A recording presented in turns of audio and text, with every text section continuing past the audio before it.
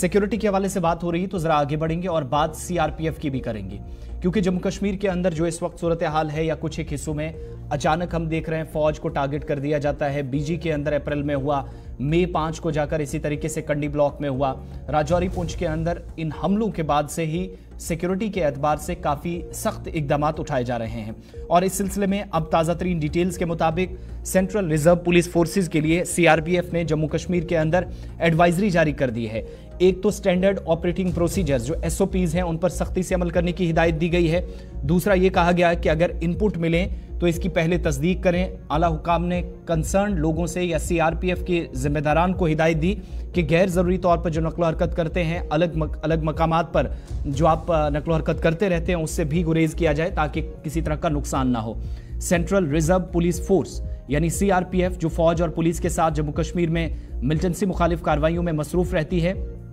इतलात के मुताबिक अपने ही यूनिट से एडवाइजरी जारी करके कहा है कि वो ऑपरेशन शुरू करने से पहले मालूमात की तस्दीक करें और जुड़वा सरहदी अजला में इजाफी एहतियात बरतें। राजौरी और पुंछ के अंदर बिलखुसूस जहां पर इन दिनों कार्रवाइयां या ऑपरेशन ज्यादा चल रहे हैं। यह एडवाइजरी पुंछ जिले के सुनकोट इलाके में जो डेरा की गली डीकेजी के करीब फौज की गाड़ियों पर जो दहशतगर्दाना हमला हुआ, एक दिन के उस ऑपरेशन के बाद यह एडवाइजरी सामने आई। साथ साथ ये भी ओहदेदारों ने कहा है कि सीआरपीएफ अपनी तमाम इकाइयों को किसी भी इनपुट पर अगर मिलता है तो उस पर किसी भी तरीके से ब्लाइंड फेथ करके वहां पर अपने लोगों को मशवरा ना दे कि वो कार्रवाई करें, लेकिन पहले अगर इनपुट्स मिलती हैं तो इतलात मुसद्दिका हैं या नहीं है इसकी पहले कंफर्मेशन होनी चाहिए, जिसके बाद ऑपरेशन शुरू किया जाए। पहले तलाशी ऑपरेशन, लेकिन जब भी ऑपरेशन शुरू करें तो मयारी ऑपरेटिंग प्रोसीजर्स या एसओपीज जिनको आप कहते हैं, मुकम्मल तौर पर इनके इस पर अमल दरामद को यकीनी बनाया जाए। इससे क्या होगा कि खुद भी नुकसान से बचेंगे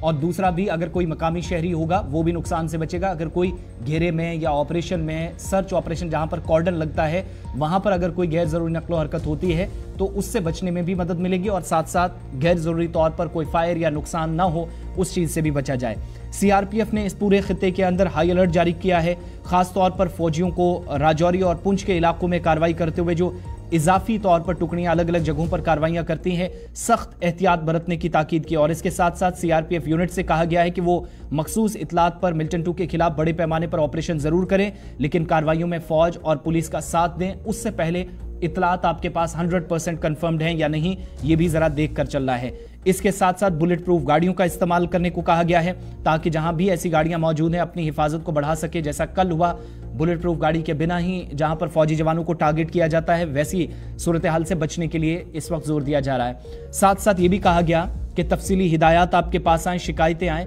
क्या करना है क्या नहीं करना है, डूज और डोंट्स जो हैं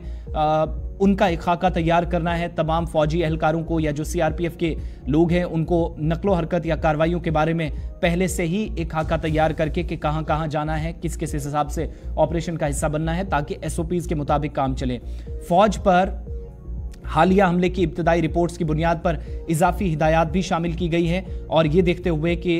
मुख्तलिफ इलाकों के अंदर मिलिटेंट इस तरह की हरकतें करते हैं या अलग थलग मकामात पर फौजियों को निशाना बना रहे हैं, इस खतरे से निमटने के लिए मखसूस जो रहनुमा खतूत हैं वो जारी किए गए हैं। साथ ही ज़राया ने नीम फौजी दस्तों के जो सीनियर अफसरान हैं वो भी बताते हैं कि तमाम कार्रवाइयों के करीब से निगरानी करने की जिम्मेदारी सौंपी गई है और मालूमात के लिए सरकारी चैनल्स पर भी इन्हिसार करने की तरफ तब्दीली पर जोर दिया है, जिससे मकामी सतह पर